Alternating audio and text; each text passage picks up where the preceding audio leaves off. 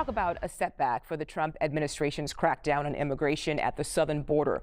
A federal judge blocked the president's plan to restrict access to the nation's asylum system. So let's get to CBS News immigration and politics reporter Camilo Montoya-Galvez. Camilo, thank you so much for joining us today. Can you talk to us about this ruling? Well, this is, on its merits, a significant setback for President Trump's aggressive immigration agenda, Mugo, because a federal judge has found that he lacks the authority and also the legality to issue by proclamation an effective shutdown of the U.S. asylum system at the U.S.-Mexico border. The policy at the center of this lawsuit has been the main border measure that border officials have relied on since President Trump took office for a second time in January to restrict asylum and also to deport migrants who are crossing into the U.S. illegally. Under this proclamation, the president gave border officials this extraordinary power to just turn people back to Mexico or to deport them to their home country without screening them for asylum and allowing them to see a judge, as is typically required under U.S. immigration law. And the premise of that policy was that the U.S. is facing an invasion by migrants. But the judge said that that is not allowed under U.S. law.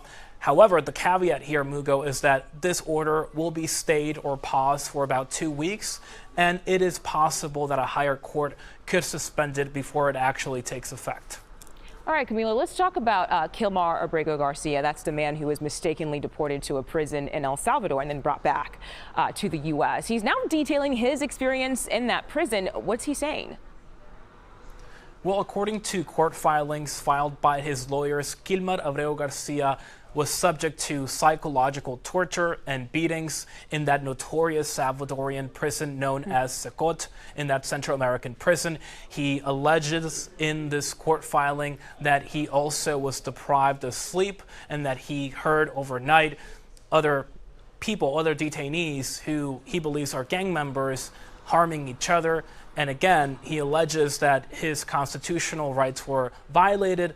The lawyers in this case are asking the federal district court in Maryland to make sure that Kilmar Abrego Garcia can go back to his family in Maryland after he's released from federal criminal custody, because remember last week, Mugo, this man was supposed to be released from federal criminal custody, but his lawyers actually asked for that release to be delayed out of concerns that their clients could be deported to a third country if released from that custody in Nashville by the U.S. Marshals. So this case will continue to be litigated, but this is the first time we're hearing directly from Mr. Abrego Garcia about the conditions that he faced in that prison in El Salvador. Yeah, those sound really, really brutal, the conditions he described there. And there's a new detention center in Florida that will begin operation today. Tell us more about the latest with what's being called Alligator Alcatraz.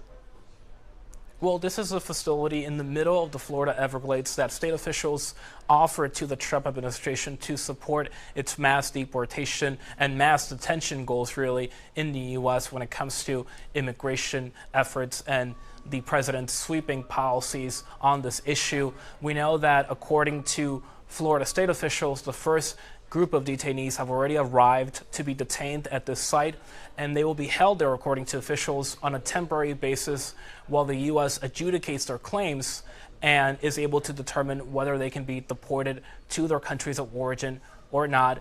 Again, this is civil immigration detention, so it is not supposed to be a punishment or punitive. It is only designed to hold people while they await detention and deportation. But of course, advocates are very concerned about conditions in this facility and whether the facility actually meets the standards of care for civil immigration detainees, Mugo. All right, Camilo Montoya-Galvez, once again walking us through several topics there. Thank you so much for your time today.